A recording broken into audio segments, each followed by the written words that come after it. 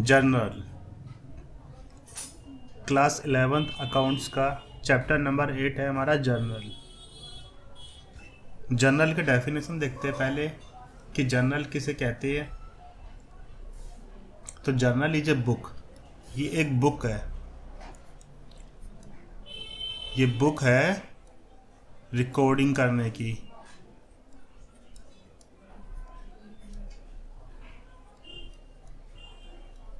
Journal is a book in which transaction are recorded in chronological order, जिसके अंदर business transaction हम record करते हैं, वो भी क्रोनोलॉजिकल ऑर्डर में। ठीक है। अभी क्रोनोलॉजिकल ऑर्डर क्या होता है? ये होता है आपका सीक्वेंस वाइज रिकॉर्डिंग करना। ठीक है। जर्नल का दूसरा नाम क्या है? Book of original entry. हम इसको बुक ऑफ ओरिजिनल एंट्री भी बोलते हैं।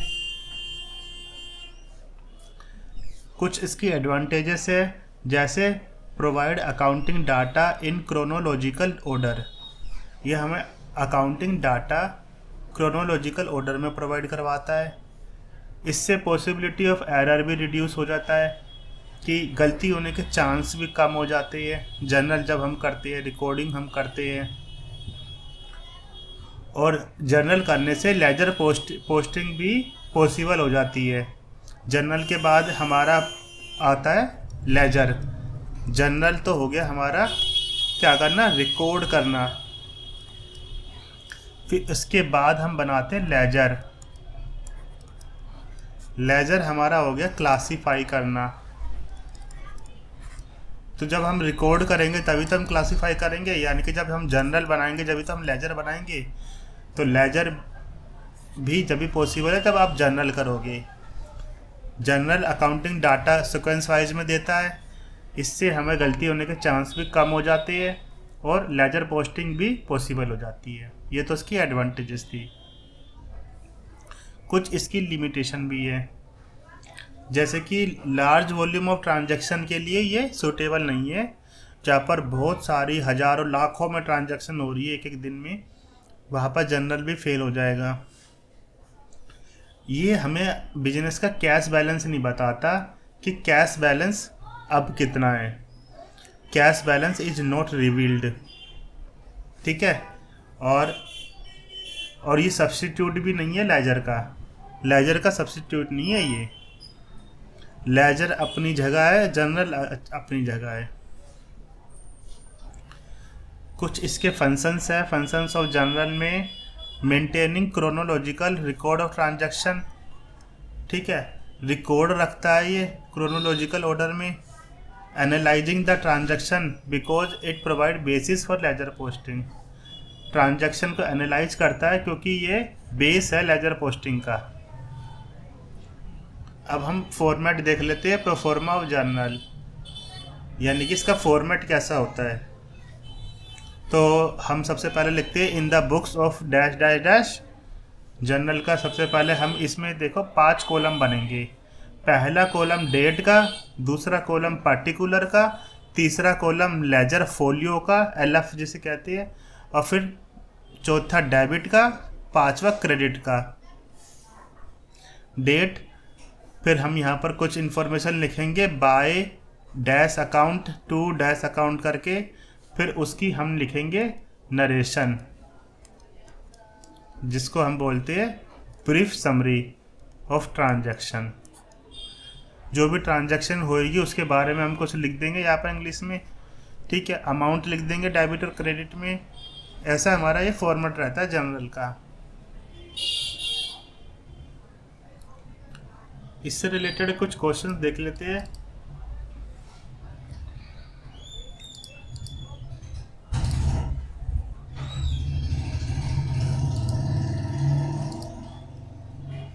Journal entries.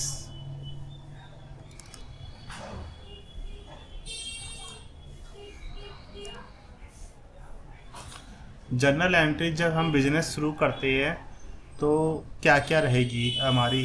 जब हम स्टार्टिंग में बिजनेस करते हैं, अब हमारा बिजनेस का स्टार्ट हो रहा है, तो कौन सी जर्नल एंट्री आती है? तो सबसे पहले राजू कौन है? प्रोप्राइटर यानी कि owner. Commenced business with cash ₹10,000। उसने बिजनेस को स्टार्ट करा, कमेंस्ड करा, कैश में 10,000 रुपये वो लेके आया। तो हम cash account debit to capital कर देंगे 10,000 और नरेशन में लिखेंगे being business commenced by Raju. ऐसा क्यों? क्योंकि वो कैश लेके आया तो हमारा कैश क्या होता है? एसेट होता है। एसेट हमारा इंक्रीज हो रहा है, ठीक है, और एसेट इंक्रीज हो रहा है और वो कैपिटल भी बना रहा है, कैपिटल भी हमारा इंक्रीज हो रहा है। तो कैपिटल जब इंक्रीज होता है तब क्रेडिट होता है, एसेट जब इंक्रीज होता है तब डेबिट होता है। तो कैश टू कैपिटल, ठीक है। इसके पीछे सिंपल हमारा क्लियर का रूल फॉलो होता है, जो कि हमने rules of debit and credit में देखा था, ठीक। कैपिटल बढ़ेगी तो क्रेडिट होएगी, ठीक है, इंक्रीज होएगी तो। लायबिलिटी भी इंक्रीज होएगी तो क्रेडिट होएगी। एक्सपेंस इंक्रीज होंगे तो डेबिट होंगे, एसेट भी डेबिट होंगे जब इंक्रीज होंगे, और रेवेन्यू इंक्रीज होगा तब क्रेडिट होगा।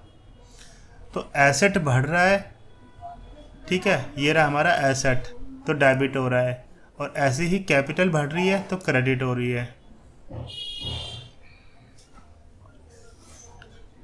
अब हमारी सेकंड पॉइंट पे आओ, purchasing of goods in cash और क्रेडिट। हम सामान खरीदेंगे, इसमें गुड्स खरीदेंगे कैश में या तो नगद में या उधारी पे। तो ये है goods purchased for ₹2,000 in cash. हमने गुड्स को परचेज करा 2,000 रुपये में, वो भी कैश देके। तो हमारा आएगा purchase account debit 2,000 to cash account credit 2,000 being goods purchased. इसके पीछे क्या काम करता है? इसके पीछे देखो, हमारा हम गुड्स खरीद रहे हैं, तो हम मानते हैं हमारा एक्सपेंस हो गया, हमारा खर्चा कर रहे हैं हम। तो एक्सपेंस बढ़ेगा तो डेबिट होगा, और एक्सपेंस कर रहे हैं उसके बदले में हम क्या दे रहे हैं? कैश दे रहे हैं। कैश हमारा क्या होता है? एसेट। एसेट हमारा कम हो रहा है तो क्रेडिट कर देंगे, ठीक है। अब थर्ड पॉइंट आता है goods purchase for ₹3,000 from Salman. हमने सामान खरीदा है सलमान से 3,000 रुपये का। कहीं पे भी कैश के लेन देन की कोई बात हुई है कि कैश में पेमेंट हुई है या बैंक से पेमेंट हुई है? कहीं कोई बात नहीं हुई ना। तो सलमान हमने अपना क्रेडिटर बना लिया है, यानी कि अभी हमें 3,000 रुपये सलमान को दिए नहीं है, हमने देने हैं, लेकिन परचेज तो हमने कर ली ना, गुड्स परचेज तो कर लिए। तो परचेज अकाउंट डेबिट, हमने एक्सपेंस तो कर लिया, एक्सपेंस हमारा बढ़ गया, ठीक है। टू सलमान कौन है? हमारा क्रेडिटर। क्रेडिटर कौन होता है? लायबिलिटी। हमने अपनी लायबिलिटी बढ़ा ली सलमान नाम की, तो लायबिलिटी बढ़ेगी, क्रेडिटर बढ़ेगा तो क्रेडिट होगा। तो इसीलिए टू सलमान करके being goods purchased from Salman या being goods purchased on credit, कुछ भी लिख सकते हैं। इसके बारे में एक थोड़ा ब्रीफ में अपना समरी बतानी होती है, जो भी ट्रांजैक्शन होती है। अब ठीक इसी प्रकार हमने परचेज करा है गुड्स को, ये याद रखना, क्या परचेज करा है? गुड्स, कैश में भी और क्रेडिट में भी। अब अगर गुड्स रिटर्न करने पड़ गए, परचेज रिटर्न जिसे बोलते हैं, purchase return of goods that is return outward जिसे बोलते हैं, रिटर्न आउटवर्ड। तो इसका पॉइंट क्या बनता है? Goods return to Salman ₹700। हमने 700 रुपये का जो सामान है सलमान को वापस दे दिया, ठीक है। तो अब हमारी जो लायबिलिटी है ना सलमान नाम की, वो 700 रुपये से कम हो गई, ठीक है। लायबिलिटी हमारी कम हो जाएगी तो डेबिट टू परचेज रिटर्न। हमारा एक्सपेंस जो हमने करा था, एक्सपेंस भी हमने कुछ कम कर लिया अपना, तो एक्सपेंस कम होगा तो क्रेडिट होता है। Being goods return to Salman, ठीक है। ये था हमारा परचेज रिटर्न का पॉइंट। इसके पीछे क्या लॉजिक काम करता है? इसके पीछे हमारा ये काम करता है कि हमने जब परचेज करते हैं तो परचेज को तो हम डेबिट करते हैं, परचेज को हम डेबिट करते हैं क्योंकि वो हमारा एक्सपेंस होता है और एक्सपेंस हमारा बढ़ता है। लेकिन जब हम परचेज रिटर्न करते हैं, परचेज रिटर्न करते हैं तो उसको करते हैं हम क्रेडिट। हमारा एक्सपेंस कम हो रहा है और हमारी लायबिलिटी भी कम हो रही है। ठीक है, तो सलमान को हमने 700 रुपये का जो सामान है वो वापस दे दिया, जिससे हमने सलमान को 700 रुपये से कम कर लिया, लायबिलिटी कम कर ली, क्रेडिटर को कम कर लिया। और परचेज रिटर्न को भी हमने परचेज नाम का जो खर्चा करा था उसको भी 700 रुपये से हम नीचे डाउन लिया है। अब हमारा पॉइंट आते हैं जब हम एसेट को परचेज करते हैं या कैश में या क्रेडिट में। एसेट परचेज इन कैश और क्रेडिट, या तो हम कैश में कर रहे होंगे या फिर हम क्रेडिट में कर रहे होंगे। तो सबसे पहले हम देखते हैं furniture purchased for ₹1000 in cash. अब यहाँ पर क्या हो रहा है, हम फर्नीचर को खरीद रहे हैं 1000 रुपये दे के, तो फर्नीचर हमारा बढ़ गया। ये furniture account debit to cash account being furniture purchased. इसके पीछे क्या लोग अपना रूल काम करता है कि फर्नीचर नाम का एसेट हमारा बढ़ रहा है लेकिन कैश नाम का एसेट हमारा जा रहा है क्योंकि हमने फर्नीचर परचेज कर लिया। जब हम गुड्स परचेज करते हैं तो परचेज यहाँ पर लिखते हैं हम परचेज टू कैश। ठीक है, जब हम गुड्स को खरीदते हैं तो हम गुड्स टू कैश ना लिख के परचेज टू कैश लिखते हैं, लेकिन जब हम एसेट को खरीदते हैं तो बाकायदा उस एसेट का नाम लिखा जाता है, क्योंकि गुड्स या स्टॉक का कोई नाम नहीं होता, वो खर्चा होता है हमारे लिए कि हमें गुड्स या स्टॉक हम खरीद रहे हैं और उसके बदले में या तो हमारा कैश जा रहा है या हमारी लायबिलिटी क्रिएट हो रही है अगर उधारी पे खरीदते हैं, तो भी हम आगे देखेंगे। लेकिन जब हम एसेट खरीदते हैं तो हमारा एसेट हमारा नाम से आएगा और उसके बदले में अगर नगद पेमेंट हमने दी है तो हमारा कैश कम हो रहा है, एसेट हमारा कम हो रहा है, तो क्रेडिट कर देंगे। ऐसे ही हमने 6th पॉइंट में देखो, बिल्डिंग परचेज करी 25,000 रुपये की शाहरुख से। कहीं पे भी पैसों के लेन देन की बात हो रही है? नहीं हो रही है। यानी कि हमने शाहरुख से जो बिल्डिंग खरीदी है अभी उसकी पेमेंट नहीं करी है, शाहरुख को अभी हमें पेमेंट करनी है। शाहरुख हमारा कौन है? क्रेडिटर। क्रेडिटर कौन होते हैं? जिसको भी पैसे देने होते हैं। ठीक है, विद इन 1 ईयर। तो बिल्डिंग हमारी आ गई, एसेट बढ़ गया, एसेट बढ़ गया तो बिल्डिंग डेबिट हो गई 25,000 से। ठीक है, शाहरुख नाम की लायबिलिटी भी क्रिएट हो गई, क्रेडिटर बन गया शाहरुख हमारा। शाहरुख नाम की लायबिलिटी भी क्रिएट हो गई। ठीक है, तो लायबिलिटी बढ़ेगी तो आपका क्रेडिट होगा। Being building purchased from Shahrukh या फिर being building purchased on credit. ठीक है, अभी तक तो हमने गुड्स खरीदे कैश और क्रेडिट में और एसेट खरीदे कैश और क्रेडिट में। अब हम देखते हैं, ठीक है, अभी ये तो खरीदा ही। हमेशा गुड्स की आपकी जो परचेज करते हैं ना हम, तो परचेज रिटर्न होता है गुड्स का, कभी भी एसेट रिटर्न नहीं होता। तो एसेट रिटर्न का कोई पॉइंट भी नहीं है यहाँ पर देखो मैंने परचेज रिटर्न करवाया था ना, purchase return of goods that is return outward. Goods जो हम खरीदते हैं, चाहे हम नगद में खरीदे चाहे उधारी पे खरीदे, तो हम उसको वापस कर सकते हैं। ठीक है, लेकिन जब हम एसेट खरीदते हैं तो ऐसा कोई पॉइंट आता नहीं है। ऐसा एसेट को हम या तो नगद में खरीदते हैं या फिर उधारी पे खरीदते हैं, लेकिन उसका रिटर्न करने का कोई ऑप्शन नहीं आता।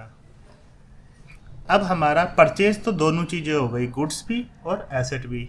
अब हमें सेल की तरफ बढ़ते हैं कि sale of goods in cash और क्रेडिट। जब हम गुड्स को बेचेंगे या तो नगद में या उधारी पर। ठीक है, अब खरीदना तो हमारे हाथ में नहीं था उसकी प्राइसिंग, लेकिन अब हम बेचेंगे गुड्स को भी, और आगे आगे हम देखेंगे हम एसेट भी बेचेंगे। ठीक है, बेचने वाला नज़रिया अपनाओ अब। तो goods sold costing ₹5,000 for cash 10,000, यानी कि हमने गुड्स बेच दिए अपने, जिसकी कॉस्ट थी 5,000, हमने बेच दिया 10,000 में। ठीक है, गुड्स हमने बेच दिए जिसकी कॉस्ट थी 5,000, 10,000 में बेच दिए। तो यानी कि पैसा कितना आया, 10,000 में बेचे तो 10,000 ही आएगा ना। कैश अकाउंट डेबिट हम करेंगे 10,000, क्योंकि 10,000 हमारा एसेट बढ़ गया है कैश नाम का। और क्रेडिट में क्या करेंगे, टू सेल्स। सेल्स हमारे लिए क्या होती है, रेवेन्यू। हमारा रेवेन्यू बढ़ रहा है तो क्रेडिट होगा, बीइंग गुड्स सोल्ड। अब हमने गुड्स को बेच दिया है कैश में, तो अभी हमने 5,000 का माल 10,000 में बेच दिया। प्रॉफिट भी तो हुआ, पर उस प्रॉफिट को हम गुड्स में नहीं, जब हम गुड्स बेच रहे होते हैं ना, तब रिकॉर्ड नहीं करते सेपरेटली। तो यही ये लाइन लिखी है, whenever goods are sold, जब भी गुड्स बिकेगा, डू नॉट रिकॉर्ड प्रॉफिट और लॉस सेपरेटली इन जनरल। तो हमें प्रॉफिट और लॉस अलग से रिकॉर्ड नहीं करना है। ठीक है, अब 8th पॉइंट देखते हैं। Goods sold costing ₹5,000 to Deepika for ₹3,000। हमने गुड्स को बेच दिया जो कि थे हमारे 5,000 के, पर दीपिका को हमने 3,000 में बेच दिया। कहीं भी पैसे की लेन देन की बात हो रही है, नहीं हो रही है। ठीक है, 3,000 में हमने दीपिका को बेच दिया, तो दीपिका हमारा बन गई डेटर।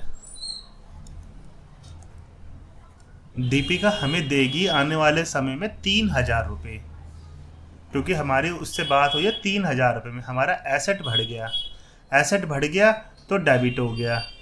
ठीक है, टू सेल्स अकाउंट, यानी कि 3,000 का हमारा रेवेन्यू हो गया।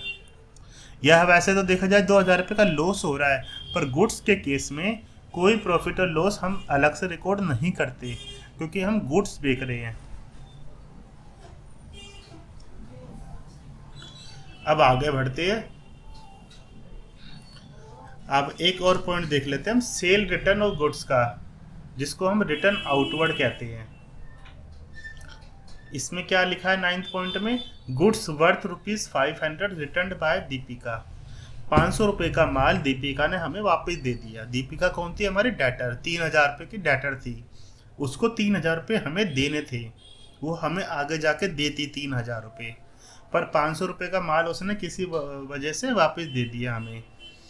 तो अब हमारा यहाँ डेटर कम हो रहा है, रेवेन्यू भी कम हो रहा है, डेटर भी कम हो रहा है, यानी कि एसेट कम हो रहा है। तो जो हमारा रेवेन्यू कम हुआ, जब रेवेन्यू होता है तो हम लिखते टू सेल्स, जब रेवेन्यू कम होता है तो हम लिखते sales return account debit, revenue कम हो गया। तो दीपिका नाम का जो डेटर था, दीपिका कहा हमें 3,000 रुपये देती, अब उसने 500 रुपये का माल ही हमें वापस दे दिया, एसेट भी हमारा कम हो गया। टू दीपिका, यानी कि sales return to Deepika, being goods returned by Deepika. आगे बढ़ते हैं। अब तक तो हमने गुड्स की सेल कर ली। ठीक है, गुड्स की सेल कर ली, कैश में भी क्रेडिट में भी। अब हमको एसेट की सेल करनी है, कैश में भी और क्रेडिट में भी। Sale of furniture costing ₹5,000 for cash 8,000। हमने फर्नीचर की सेल कर दी जो कि 5,000 का था, लेकिन हमने बेच दिया 8,000 रुपये में।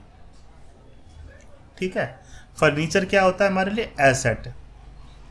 8,000 रुपये आ गए क्योंकि 8,000 रुपये में बेच दिया हमने, कैश आ गया, कैश अकाउंट डेबिट 8,000, हमारा एसेट बढ़ गया। ठीक है, टू फर्नीचर, फर्नीचर चला गया हमारा, ख़त्म हो गया वो 5,000 रुपये का। ठीक है, हमारा एसेट कम हो गया। अब 5,000 की चीज़ हमने 8,000 में बेच दी, तो 3,000 रुपये कहाँ जाएंगे? तो 3,000 रुपये हमारे जाएंगे, 3,000 रुपये का हमारा हो गया रेवेन्यू। तो to profit and loss account करके 3,000 हम यहाँ लिख देंगे, क्योंकि हमारा रेवेन्यू बढ़ रहा है, हमें प्रॉफिट हो रहा है। ठीक है, ये था मॉडर्न रूल। रेवेन्यू बढ़ गया तो क्रेडिट कर दो। एक हमारा ट्रेडिशनल रूल भी होता है जो कहता है credit all income and gains, तो उसके तहत भी क्रेडिट होगा। मॉडर्न रूल्स के अनुसार भी ये क्रेडिट ही होगा, जो भी हमें फ़ायदा हो रहा है, टू P&L अकाउंट करके। बीइंग फर्नीचर सोल्ड, ये इसकी नरेशन हो गई। तो ये क्या लिखा, जब भी एसेट बेचा जाता है, हम जब भी कोई एसेट बेचेंगे तो प्रॉफिट और लॉस अलग रिकॉर्ड किया जाता है। तो ये रहा ना, हमने प्रॉफिट और लॉस, यहाँ पर ये प्रॉफिट रिकॉर्ड करा ना अलग से 3,000 रुपये का, वही 5,000 रुपये की चीज़ 8,000 में बेच दी, तो अलग से ये प्रॉफिट रिकॉर्ड कर लिया हमने।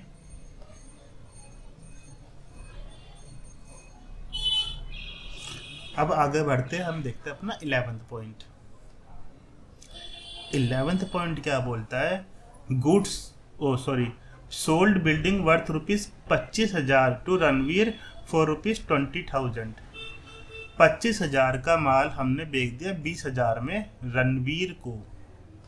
ठीक है, तो रणवीर ने अभी पैसे नहीं दिए है, तो रणवीर हमारा कौन है, डेटर, जो आगे जाके हमें पैसे देगा।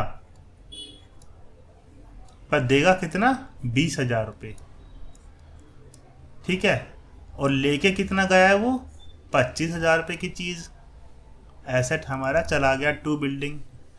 बीच में क्या हो गया, बीच में हमारा लॉस हो गया, तो अब उस लॉस को हम करते हैं debit, profit and loss account debit 5,000 से, क्योंकि 25,000 रुपये की चीज़ 20,000 रुपये में चली गई, हमारा एक्सपेंस हो गया मॉडर्न रूल्स के हिसाब से। और ट्रेडिशनल रूल के हिसाब से हम लिखते हैं debit all expenses and losses. तो ये एक तरीके से लॉस है, एक्सपेंस है, तो ये हमारा हो गया डेबिट।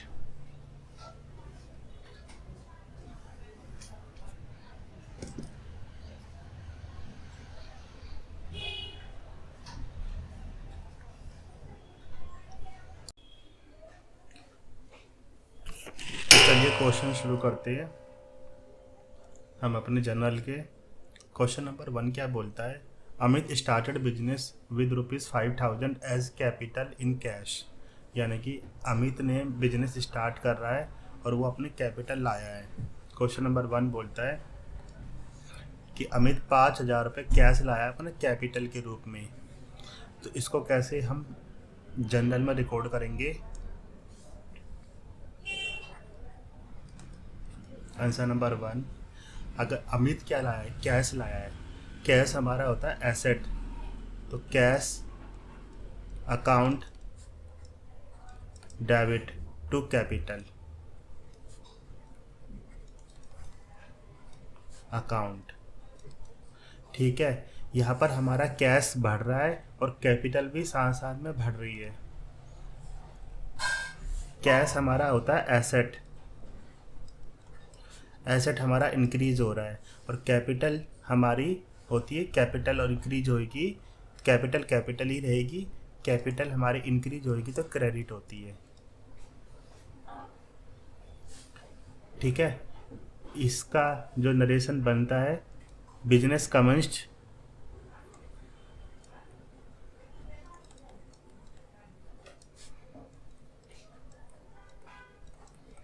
या बिजनेस स्टार्टेड, कुछ भी लिख सकते हैं। क्वेश्चन नंबर 2 देखते हैं, Amit introduced further capital of ₹10,000 by cheque. यानी कि वो दोबारा कैपिटल उठा के ले आया, दोबारा से पैसा उठा के लाया, लेकिन अब की बार वो चेक लेके आया 10,000 रुपये का। ठीक है, तो अब 10,000 रुपये का चेक जो लाया वो कहाँ डालेगा, वो डालेगा बैंक में, जिससे हमारा बैंक ही बढ़ेगा।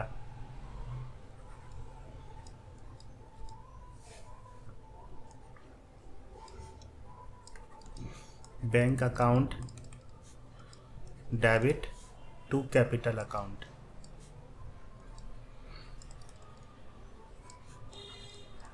ठीक है, सेम वही हमारा एसेट भी बढ़ रहा है और हमारा कैपिटल भी बढ़ रही है। इसके साथ साथ हमारा बैंक बढ़ रहा है तो हमारा एसेट बढ़ रहा है, क्योंकि बैंक हमारा एसेट होता है, और कैपिटल तो हमारी बढ़ ही रही है, और कैपिटल बढ़ती है तो क्रेडिट होती है। क्वेश्चन नंबर 3 देखते हैं। क्वेश्चन नंबर 3 क्या बोलता है? Amit started business introducing capital 5,000 in cash and 15,000 by cheque. यानी कि अमित ने जो बिजनेस स्टार्ट करा तो 5,000 रुपये तो वो कैश के रूप में ला रहा है और 15,000 रुपये वो बैंक में डालेगा। ठीक है, इसका ये मतलब है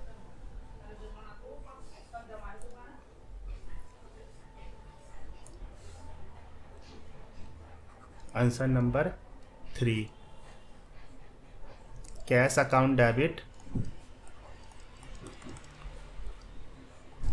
ठीक है, बैंक अकाउंट डेबिट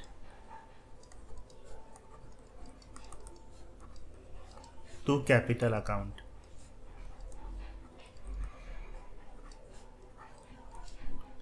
इसमें क्या हो रहा है, ये कैश हमारा वो जो ला रहा है 5,000 रुपये का ला रहा है, और बैंक हमारा वो ला रहा है 15,000 रुपये का। ठीक है, तो इसमें हमारा वो जो टोटल कैपिटल जो ला रहा है वो ला रहा है 20,000 रुपये की। ठीक है, तो ये जो हमारा दोनों कैश और बैंक एसेट होती है, और एसेट हमारा बढ़ेगा, एसेट हमारा बढ़ेगा, एसेट हमारा बढ़ रहा है तो डेबिट होगा, और ये कैपिटल है हमारी, और कैपिटल हमारी बढ़ रही है तो क्रेडिट होगी। ठीक है, यहाँ पर भी मैंने अमाउंट नहीं लिखा है आंसर नंबर 1 और 2 में, जो कि ये लिख लेते हैं। ये 5,000 रुपये कैश में ला रहा है कैपिटल, और ये 10,000 रुपये चेक से ला रहा है। ठीक है, तो अमित यहाँ पर 5,000 रुपये ला रहा है और यहाँ पर 10,000 रुपये ला रहा है। आंसर नंबर क्वेश्चन नंबर 4 देखते हैं। परचेज गुड्स इन कैश, उसने गुड्स को परचेज करा है 2,500 रुपये में, वो भी नगद देके। ठीक है, गुड्स परचेज करना हमारा एक तरीके से एक्सपेंस होता है, और उस एक्सपेंस का नाम है परचेज। उस एक्सपेंस का नाम है परचेज। एक्सपेंस हमारा बढ़ेगा तो डेबिट ही होता है। आंसर नंबर 4 यहाँ से शुरू कर लेते हैं। परचेज अकाउंट डेबिट, ये हमारा एक्सपेंस हो रहा है। ठीक है, और कितने से हो रहा है? 2,500 रुपये। ये रहा ना 2,500 रुपये है ना, तो 2,500 रुपये का हम एक्सपेंस कर रहे हैं, और वो भी कैश में। तो हमारा कैश कम हो रहा है, एसेट हमारे जा रहे हैं 2,500 रुपये से। इसके पीछे हमारा एक्सपेंस हमारा बढ़ रहा है, और एक्सपेंस का नाम क्या है? परचेज। जब भी हम गुड्स खरीदते हैं ना, तो हमारा एक्सपेंस की नज़रिए से देखा जाता है कि हम खर्चा कर रहे हैं और एक्सपेंस हमारा हो रहा है। एक्सपेंस बढ़ रहा है तो डेबिट होता है। एक्सपेंस और एसेट ये दोनों ऐसे आइटम हैं, जब भी बढ़ेंगे तो डेबिट ही होंगे। और कैपिटल, लायबिलिटी और रेवेन्यू, ये क्लियर के 3 आइटम ऐसे हैं, जब भी बढ़ेंगे तो क्रेडिट ही होंगे। और यहाँ पर हमारा कैश क्रेडिट क्यों हो रहा है? क्योंकि हमारा एसेट कम हो रहा है, कैश हमारा कम हो रहा है। सीधी बात है, हम खर्चा कर रहे हैं तो हमारा नगद जा रहा है, हमारे पास से पैसा जा रहा है, तो पैसा जा रहा है तो पैसा क्या है? कैश क्या है? एसेट। एसेट कम हो रहा है तो क्रेडिट होएगा। ठीक है, इसकी नरेशन हम लिख लेते हैं। इसके नरेशन में लिख लो गुड्स परचेज, क्योंकि हम गुड्स खरीद रहे हैं।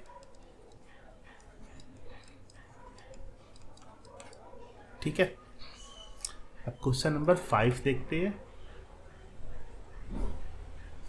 क्वेश्चन नंबर 5 क्या बोलता है, परचेज गुड्स अगेंस्ट चेक, यानी कि हमने सामान खरीदा 7,500 रुपये का, वो भी चेक देके, यानी कि हमने अपना बैंक तो कम कर लिया और एक्सपेंस कर लिया। तो ये है हमारा question number 5।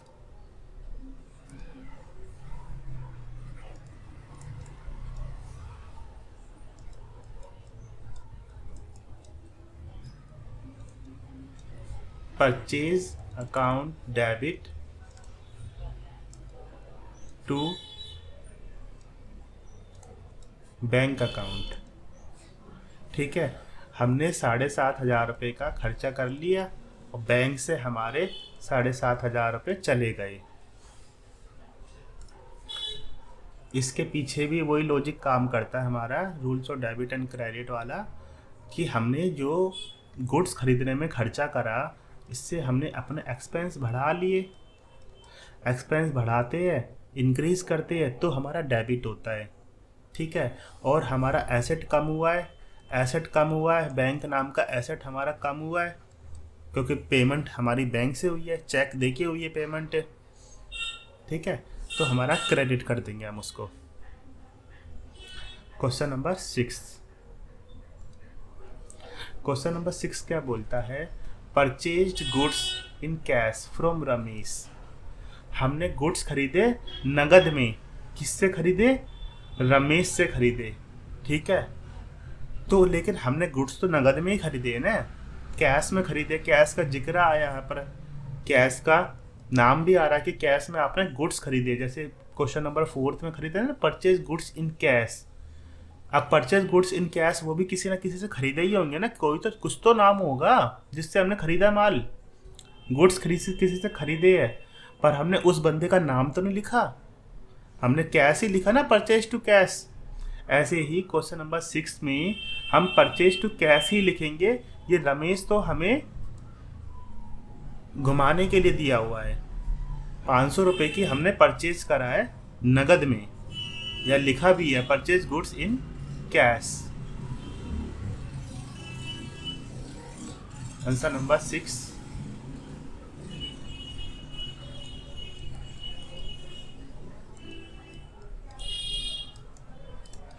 Purchase account debit, क्योंकि हमने एक्सपेंस कर लिया 500 रुपये का।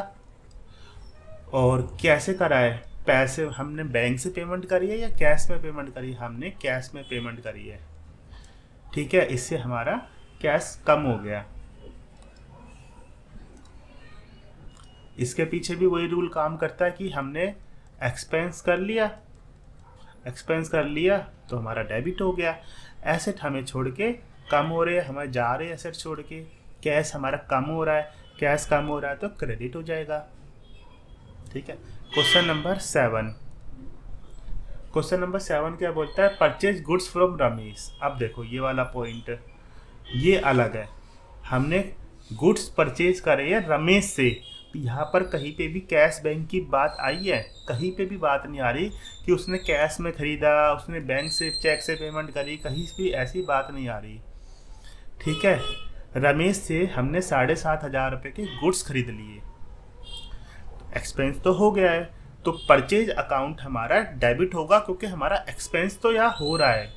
लेकिन क्रेडिट हमारा कैश बैंक ना होके रमेश होगा। अब क्रेडिट वो क्यों होगा? क्योंकि रमेश अब हमारा क्रेडिटर है, हमें रमेश को पैसे देनी है। ठीक है, आज नहीं तो कल को हमें रमेश को पैसे देने पड़ेंगे 7,500 रुपये।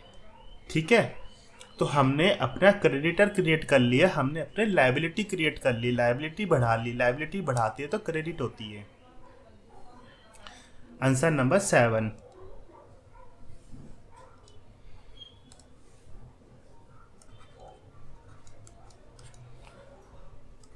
गुड्स परचेज करा है तो purchase account debit to Ramesh. आगे अकाउंट लगा दूँ? नहीं, किसी के नाम के पीछे अकाउंट लगाना इतना वो इम्पोर्टेंस नहीं है, नाम को नाम की तरह रहने दो, टू रमेश। ठीक है, तो हमने रमेश को क्रेडिट कर दिया, परचेज को डेबिट कर दिया। अब इसके पीछे क्या रूल काम करता है? रमेश कौन है? हमारा क्रेडिटर। रमेश से हमने उधारी पे माल खरीदा है, ठीक है, तो हमारा रमेश क्या है? ये क्रेडिटर। और क्रेडिटर क्या होते हैं बिजनेस के लिए? लायबिलिटी। और लायबिलिटी बढ़ेगी तो क्या होगी? क्रेडिट होएगी, या हमने लायबिलिटी क्रिएट कर ली। और एक्सपेंस तो हम कर ही रहे हैं, उस एक्सपेंस का नाम क्या है? परचेज, परचेज अकाउंट, ठीक है। क्वेश्चन नंबर 8 करते हैं।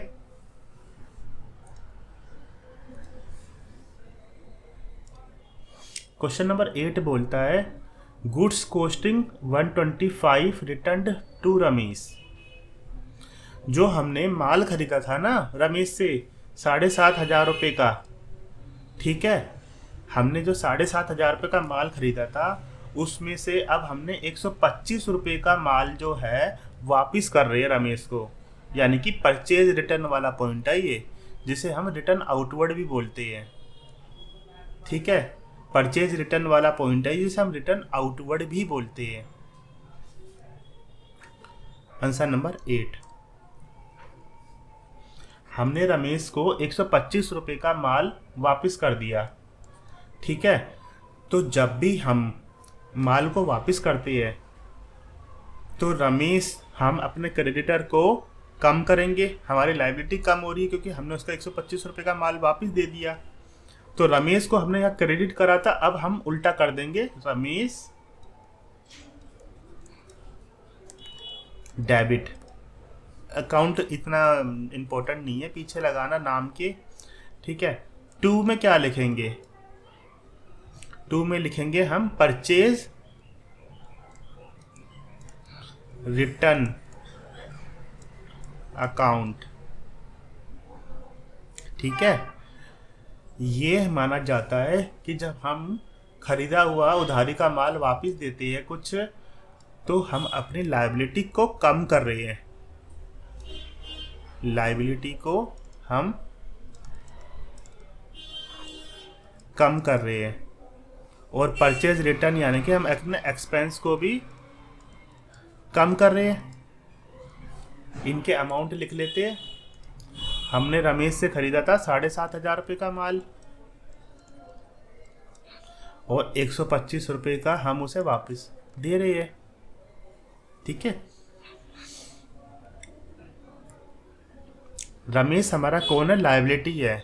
लायबिलिटी को हमने 7,500 रुपये से क्रिएट कर लिया, अब उसी लायबिलिटी को हम 125 रुपये से कम कर रहे हैं, और लायबिलिटी को कम करेंगे तो डेबिट करेंगे।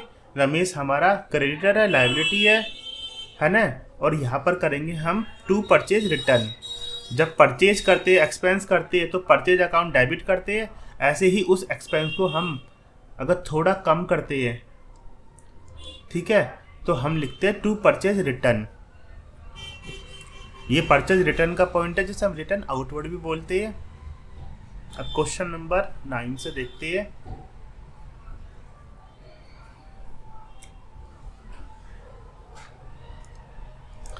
क्वेश्चन नंबर 9 क्या बोलता है?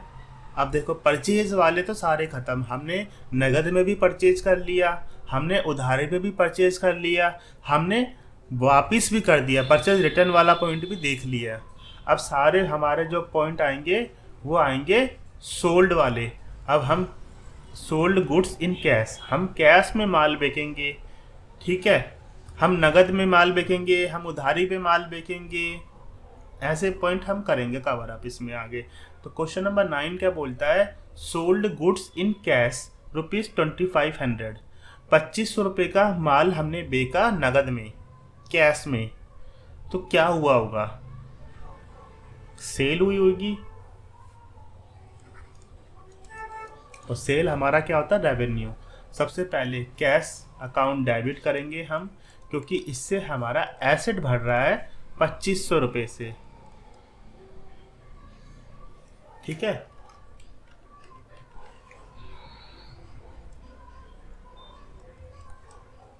ये हमारा एसेट बढ़ गया, लेकिन हमारा रेवेन्यू भी बढ़ गया क्योंकि हमने सेल करी है टू सेल अकाउंट 2500 रुपये से। ठीक है, इसी चीज को हम लिख लेते एक बारी। ये हमारा एसेट बढ़ रहा है तो डेबिट हो रहा है, और हमारा रेवेन्यू बढ़ रहा है सेल का नाम का। सेल हमारे लिए रेवेन्यू होता है तो क्रेडिट होगा। जैसे परचेज हमारे लिए एक्सपेंस मानते हैं ना, और एक्सपेंस को जब हम बढ़ाते हैं तो डेबिट मारते हैं, ऐसी सेल हमारे लिए रेवेन्यू, और रेवेन्यू को हम बढ़ाएंगे तो क्रेडिट मारेंगे। ठीक है। Question number 10।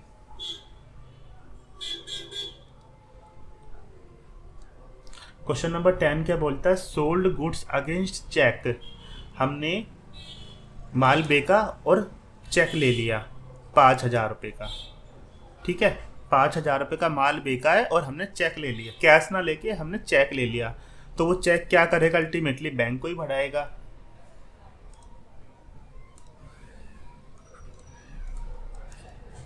तो bank account debit to sales account, same वही, बस यहाँ पर हम जो पेमेंट ले रहे थे कैश में ले रहे थे, यहाँ पर जो हम ले रहे पेमेंट बैंक में ले रही है। सेल दोनों में ही हो रही है, रेवेन्यू दोनों में बढ़ रहा है। ठीक है, अमाउंट क्या है? 5,000। 5,000 का माल हमने बेच दिया और 5,000 रुपये का चेक हमें मिल गया, हमारा बैंक में चला गया वो। ठीक है, एक बार रूल्स देख लेते हैं इसके पीछे क्या काम करते हैं। तो हमारा बैंक बढ़ रहा है यानी कि हमारा एसेट बढ़ रहा है, एसेट बढ़ रहा है तो डेबिट, और इसी के बाद हमारे सेल हो रही है, सेल का मतलब है रेवेन्यू, रेवेन्यू बढ़ता है तो हमारा होता है credit. Question number 11। Question number 11 बोलता है सोल्ड गुड्स टू बीकानेर वाला अगेंस्ट कैश। हमने बीकानेर वाले को माल बेचा और नगद में बेचा है 10,000 रुपये का। ठीक है, तो बीकानेर वाले का कोई रोल रहा?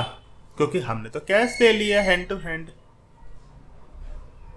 ठीक है, जब ट्रांजैक्शन कैश में हो गई है तो बीकानेर वाले का इस क्वेश्चन में कोई रोल नहीं है, ये फुद्दू बनाने के लिए दिया हुआ है।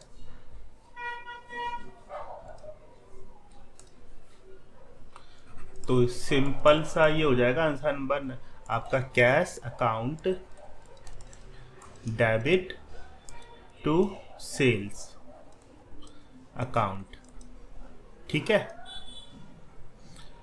10,000 रुपये का आपने माल बेच दिया नगद में। किसको बेच दिया, क्या बेच दिया? नाम तो जब आता ना, जब आपने उसने कैश में पेमेंट नहीं दी होती तो वो हमारा डेटर बन जाता, जो अभी हम नेक्स्ट पॉइंट में देखेंगे, तो हमारा वो डेटर बन जाता, पर उसने तो कैश दे दिया।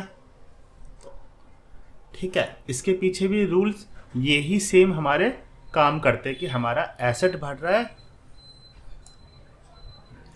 हमारा एसेट बढ़ रहा है, नगद आ रहा है हम पे 10,000 रुपये, और हमारा रेवेन्यू भी इंक्रीज हो रहा है। ठीक है, क्वेश्चन नंबर 12 देखते हैं। क्वेश्चन नंबर 12 क्या बोलता है?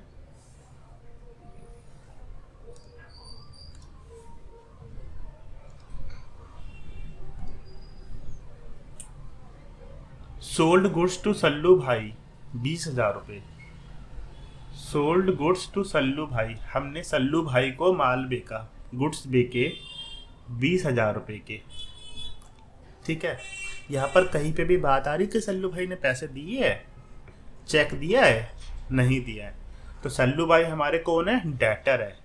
डेटर क्या होता है? एसेट होता है। तो सल्लू भाई आज नहीं तो कल हमें पैसे देंगे, तो हम उसको एंट्री ऐसे मारेंगे। आंसर नंबर 12, सल्लू भाई को हम करेंगे डेबिट 20,000 रुपये से, क्योंकि 20,000 रुपये का माल हमने उन्हें बेचा है, टू सेल्स अकाउंट 20,000 रुपये। ठीक है, सल्लू भाई यहाँ पर कौन है? हमारे डेटर। डेटर बढ़ेगा, एसेट बढ़ेगा, तो क्या होगा? डेबिट। ये कौन है? हमारे डेटर। अभी इन्होंने पैसे नहीं दिए, लेकिन 20,000 रुपये कभी ना कभी तो दे ही देंगे वो। ठीक है, ये हमारा एसेट हो गया जो कि बढ़ रहा है, उससे रेवेन्यू बढ़ रहा है तो क्रेडिट तो होगा ही होगा। क्वेश्चन नंबर 13 देखते हैं। क्वेश्चन नंबर 13 क्या बोलता है? सल्लू भाई रिटर्न गुड्स ऑफ ₹5,000। सल्लू भाई ने जो 20,000 रुपये का माल हमसे खरीदा था ना, उसमें से 5,000 रुपये का वापस कर दिया। उनको ज़रूरत नहीं होगी या जो भी है, तो अब 5,000 रुपये का उन्होंने हमारे को वापस कर दिया माल। तो ये हो गई हमारी सेल रिटर्न वाला पॉइंट, जिसे हम रिटर्न इनवर्ड भी बोलते हैं।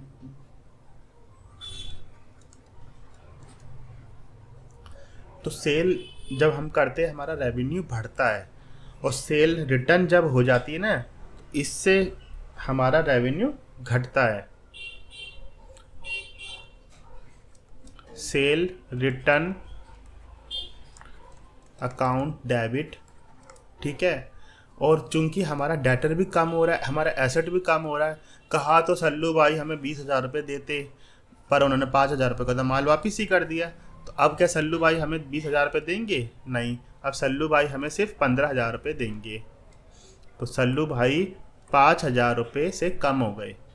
तो हम किसी भी डेटर को जब कम करते हैं तो क्रेडिट मारते हैं, और जब डेटर क्रिएट होता है तो सीधी बात है हमारा डेबिट होगा। वो यहाँ पर जैसे 20,000 रुपये का डेटर बन रहा है हमारा, तो एसेट बढ़ रहा है, हमारा एसेट बढ़ रहा है तो डेबिट हो रहा है। पर अब एसेट हमारा 5,000 रुपये से कम हो रहा है, और हमारा रेवेन्यू भी 5,000 से नीचे गिर रहा है। रेवेन्यू अगर नीचे गिरेगा तो डेबिट होगा, और एसेट नीचे गिरेगा तो क्रेडिट होगा, उल्टा हो जाता है। ठीक है, एक बार रूल्स देख लेते हैं। सेल रिटर्न हमारा मतलब है रेवेन्यू हमारा कम हो गया। जब सेल होती है तो रेवेन्यू बढ़ता है, सीधी बात है, रेवेन्यू बढ़ता है तो हमारा क्रेडिट होता है। लेकिन जब सेल रिटर्न होती है, सेल रिटर्न का मतलब है हमारा रेवेन्यू कम हो रहा है, और रेवेन्यू कम हो रहा है 5,000 से। ठीक है, रेवेन्यू कम हो रहा है 5,000 से, तो डेबिट हो जाएगा। और इसके साथ साथ क्या हो रहा है, हमारा डेटर भी कम हो रहा है। डेटर का क्या है हमारे लिए? एसेट। एसेट भी हमारा 5,000 से कम हो रहा है।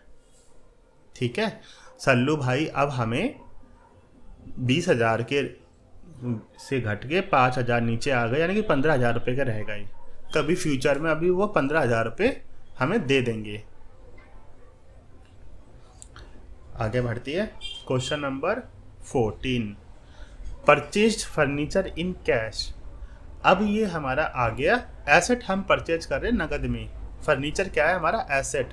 अब तक तो हमने गुड्स की सेल परचेज करी, कैश में करी, क्रेडिट में करी, लेकिन गुड्स की सेल परचेज करी है हमने। ठीक है, और गुड्स की सेल परचेज होती है जब गुड्स को हम खरीद के लाएंगे तो परचेज लिखेंगे, जब गुड्स को हम बेच देंगे तो सेल लिखेंगे। लेकिन एसेट के मामले में ऐसा नहीं होता। जब हम एसेट खरीदेंगे या बेचेंगे, चाहे वो नगद हो चाहे उधार हो, उससे कोई मतलब नहीं होता। हम एसेट का नाम ही लिखेंगे, सेल परचेज नहीं लिखेंगे। वो गुड्स के केस में हम सेल परचेज लिखते हैं, पर एसेट के केस में हम एसेट का नाम लिखेंगे। ठीक है, whether it is in cash और क्रेडिट। तो यहाँ पर हम एसेट्स को परचेज करके ला रहे हैं, फर्नीचर को परचेज करके ला रहे नगद में। परचेज्ड फर्नीचर इन कैश कितने का? 25,000 रुपये का। तो ये हमारा क्वेश्चन नंबर 14, इसकी जर्नल एंट्री होगी इस प्रकार से।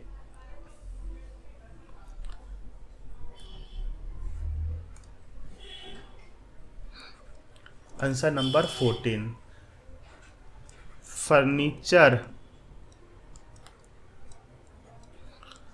Account debit to cash account. इसका ये मतलब है, अमाउंट देख लेते एक बारी। 25,000 का हम फर्नीचर खरीद कर ला रहे हैं। 25,000 रुपये। रूल्स एक बार डिटेल में समझ लेते हैं फिर से। हमारा फर्नीचर क्या है? एसेट है। एसेट हमारा जो है बढ़ रहा है, ठीक है। अगर यहाँ पर हम गुड्स खरीद के लाते तो हम लिखते परचेज टू कैश, क्योंकि गुड्स को हम जो खरीद रहे हैं ना, पैसा दे रहे हैं गुड्स को लेने के लिए, उसको हम मानते हैं कि हम खर्चा कर रहे हैं, एक्सपेंस कर रहे हैं। पर अगर हम एसेट खरीद के लाते हैं ना, तो हम उसको एसेट के रूप में ही मानते हैं, और उस एसेट का पर्टिकुलर जो भी नाम है, फर्नीचर, बिल्डिंग, मशीनरी, लैंड, जो भी उसका नाम है वो हम लिख देते हैं, ठीक है। जैसे फर्नीचर, इस केस में हम फर्नीचर खरीद के लाए 25,000 का, तो हमने फर्नीचर को ही डेबिट कर दिया, जो क्योंकि हमारा एसेट बढ़ता है तो डेबिट होता है। साथ साथ हमारा 25,000 को हमने क्रेडिट कर दिया कैश टू कैश अकाउंट करके, है ना। वो क्यों? क्योंकि कैश भी हमारा एसेट होता है, और हमारा कैश 25,000 से घट रहा है, एसेट हमारा 25,000 से घट रहा है, कम हो रहा है, क्योंकि हम फर्नीचर परचेज कर रहे हैं, ठीक है। क्वेश्चन नंबर 15 देखते हैं। क्वेश्चन नंबर 15 क्या बोलता है? बुक्ड कंप्यूटर, यानी कि कंप्यूटर खरीदा हमने मनविंदर से 12,000 का। अब यहाँ पर हमने कंप्यूटर खरीदा मनविंदर से, कहीं पे भी पेमेंट की बात हो रही कि हमने उसे पैसे नगद दिए या चेक दिया, चाहे कहीं कुछ पेमेंट की बात हो रही, नहीं हो रही है, कोई बात नहीं है, क्वेश्चन साइलेंट है। तो अब मनविंदर हमारा क्या है? क्रेडिटर, यानी कि हम मनविंदर से सामान कंप्यूटर उठा के लिया है उधारी पे, ठीक है। हमने मनविंदर नाम की लायबिलिटी क्रिएट कर ली, क्रेडिटर क्रिएट कर लिया 12,000 से।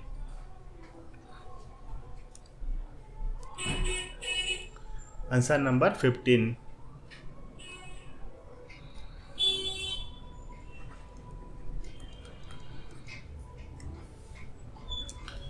कौन सा एसेट आ रहा है? कंप्यूटर। कंप्यूटर भी हमारा एसेट होता है, तो कंप्यूटर का नाम ही लिख देंगे, कंप्यूटर अकाउंट डेबिट।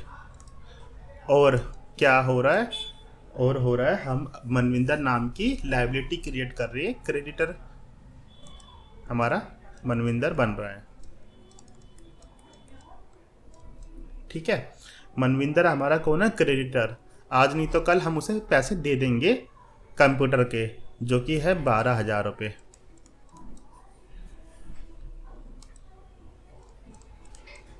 ठीक है। एक बार रूल्स देख लेते हैं।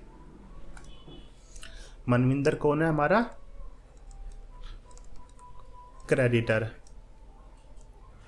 हम उससे 12,000 का कंप्यूटर उठा लाए, लेकिन अभी हमने उसे पैसे नहीं दिए। कंप्यूटर तो हमारा एसेट होता है, एसेट बढ़ रहा है तो डेबिट मारो, और लायबिलिटी बढ़ रही है, क्रेडिटर हमारा लायबिलिटी होती है, और लायबिलिटी बढ़ेगी तो क्रेडिट हो जाएगी, ठीक है। अब हम देखते हैं क्वेश्चन नंबर 16। क्वेश्चन नंबर 16 क्या बोलता है? Sale of land costing ₹1,00,000। हमने सेल करी लैंड की, जमीन को बेच दिया, जिसकी कीमत थी ₹1,00,000, और नगद में बेचा है 80,000 में, ठीक है।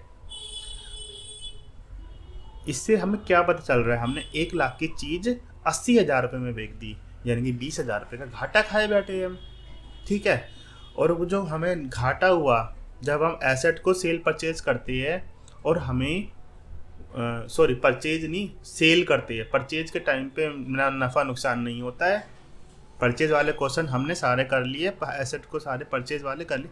जब हम एसेट सेल करते हैं, ठीक है, उस टाइम पे जो हमें प्रॉफिट और लॉस होता है, अगर लॉस होता है तो डेबिट मारेंगे, क्योंकि लॉस हमारा एक्सपेंस है, एक्सपेंस बढ़ेगा तो डेबिट होगा, और ट्रेडिशनल रूल के हिसाब से debit all expenses and losses. इसी प्रकार अगर प्रॉफिट होता है तो क्रेडिट करेंगे, क्योंकि हमारा रेवेन्यू बढ़ता है मॉडर्न रूल के हिसाब से। रेवेन्यू बढ़ेगा तो क्रेडिट होगा, और ट्रेडिशनल रूल के हिसाब से credit all income and gain. ठीक है, तो हमने जमीन बेच दी जो कि 1,00,000 रुपए की थी, पर नगद में बेच दी हमने 80,000 रुपए की। Question number 17।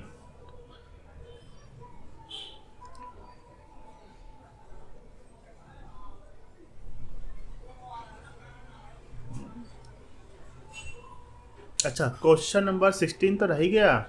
15 के बाद मैंने सीधा 17 ही पढ़ लिया। सॉरी। क्वेश्चन नंबर 16 देखते हैं। Sold building against cash. हमने बिल्डिंग बेच दी, कैश ले लिया 50,000 रुपये में। ठीक है, अभी हम क्वेश्चन नंबर 16 देख रहे हैं, 17 भी देखेंगे।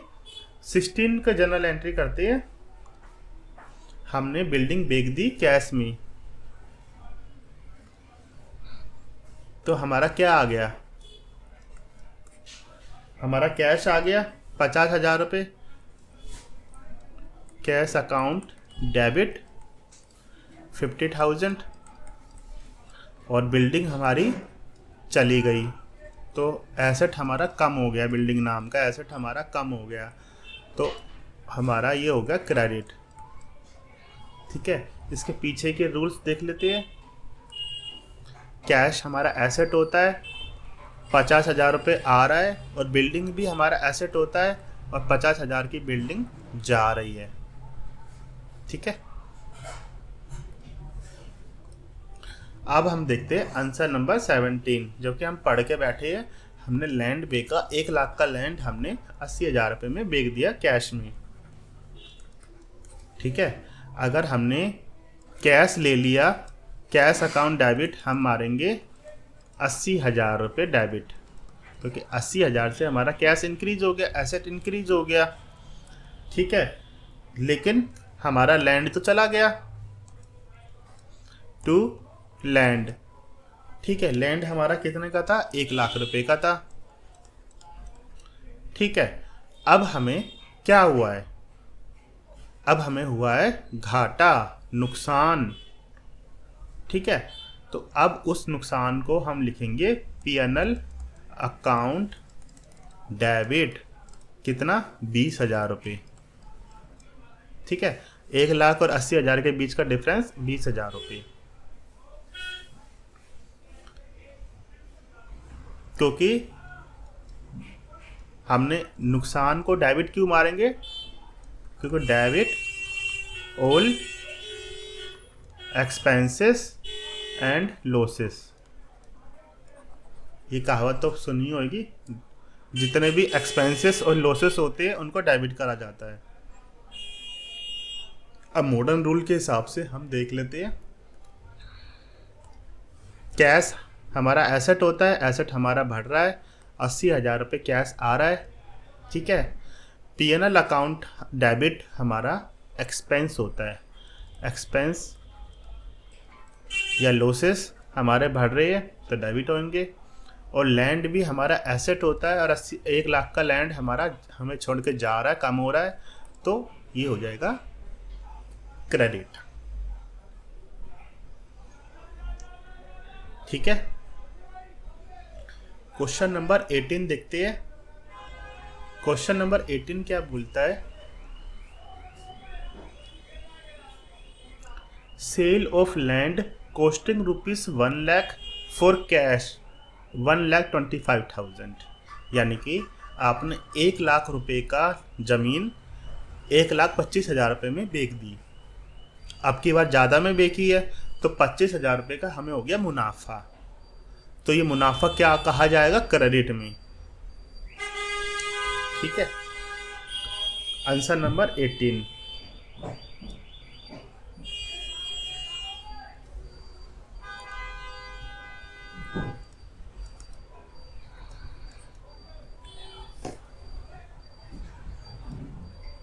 Cash account debit,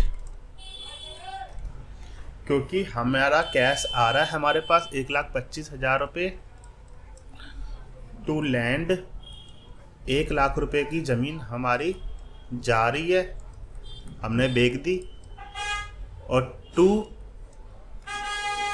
P&L account, क्योंकि 25,000 रुपये का हमें हो रहा है रेवेन्यू। ठीक है, तो हम इसे क्रेडिट करेंगे और इसका जो ट्रेडिशनल रूल है वो याद कर लो, credit all incomes and gains. तो ये हमारा जो है गेन हो रहा है एक तरीके से 25,000 रुपये का, तो ये हमने क्रेडिट कर दिया। और मॉडर्न रूल के हिसाब से हमारा एसेट बढ़ रहा है 1,25,000 से, तो हमने डेबिट करा कैश को। एसेट यहाँ हमारा कम हो रहा है 1 लाख से, जो कि लैंड है, लैंड भी हमारा एसेट होता है, 1 लाख से कम हो रहा है तो क्रेडिट करेंगे। और हमारा यहाँ बढ़ रहा है रेवेन्यू, और रेवेन्यू बढ़ता है तो क्रेडिट कर देते हैं। ठीक है, अब हम क्वेश्चन नंबर 19 देखते हैं। क्वेश्चन नंबर 19 क्या बोलता है? Sold furniture costing ₹15,000 to Lallan for ₹12,000 रुपये। यानी कि हमने फर्नीचर बेच दिया, 15,000 रुपये का फर्नीचर हमने लल्लन को 12,000 में दे दिया। यहाँ भी कहीं कैश की बात नहीं हो रही है, कोई पेमेंट नहीं हुई है। अब लल्लन हमारा कौन है? डेटर। लल्लन हमें 12,000 रुपये देगा, 12,000 रुपये का डेटर है लल्लन। ठीक है, फर्नीचर हमारा चला गया 15,000 रुपये का, तो 3,000 रुपये का हमें लग गया घाटा।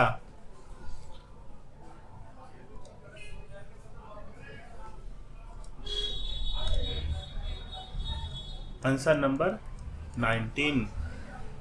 ठीक है, लल्लन नाम का डेटर आ गया जो कि हमें आगे जाके देगा 12,000 रुपये, क्योंकि 12,000 रुपये से ही तो हमारी डील हुई है उससे। ठीक है भाई, लल्लन 12,000 रुपये का डेटर क्रिएट कर लिया हमने। ठीक है, और क्या दे दिया हमने? फर्नीचर दे दिया। फर्नीचर अकाउंट को हमने कर दिया क्रेडिट, हमारा फर्नीचर जा रहा है और 15,000 का फर्नीचर है हमारा।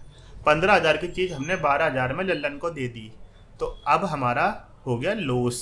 Debit all expenses and losses, P&L account debit. ठीक है, 3,000 रुपये। इसके पीछे क्या काम कर रहा है अपने रूल्स?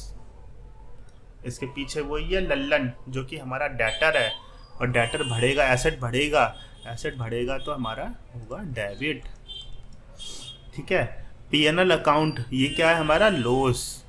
ठीक है, ये हमारा रेवेन्यू को कम कर रहा है, और रेवेन्यू कम होगा तो हमारा क्या होगा? सॉरी, रेवेन्यू को कम नहीं, मतलब वो एक ही बात है, रेवेन्यू कम भी हो रहा है, एक्सपेंस भी हो रहा है। ये हमारा एक्सपेंस के नज़रिए से देखेंगे हम, तो ये हमारा एक्सपेंस है, एक्सपेंस बढ़ेगा, एक्सपेंस बढ़ेगा तो डेबिट होगा। ठीक है, और फर्नीचर हमारा एसेट होता है, 15,000 रुपये का फर्नीचर हमें छोड़ के जा रहा है, तो एसेट कम होगा तो क्रेडिट होगा। क्वेश्चन नंबर 20 देखते हैं, जो कि इस क्लास का लास्ट क्वेश्चन है। Question number 20, sold furniture worth ₹15,000 to Pradhan for ₹21,000 रुपये। यानी कि हमने फर्नीचर 15,000 रुपये का फर्नीचर अब जो प्रधान को बेच दिया 21,000 रुपये में। क्या प्रधान ने पैसे दिए? कोई पैसे की बात हो रही है? नहीं, प्रधान भी हमारा डेटर ही है। प्रधान हमें आगे जाके देगा 21,000 रुपये, क्योंकि हमने उससे डील लॉक करी है 21,000 रुपये में। और हमारा जो माल था, हमारा जो फर्नीचर था वो 15,000 रुपये का था। यहाँ पर हमसे 6,000 रुपये का फायदा हो गया, रेवेन्यू हो गया। ठीक है, आंसर नंबर 20।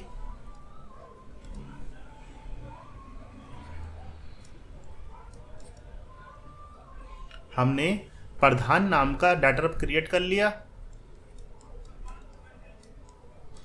प्रधान को हमने डेबिट करा, प्रधान हमें आगे जाके देगा 21,000 रुपये।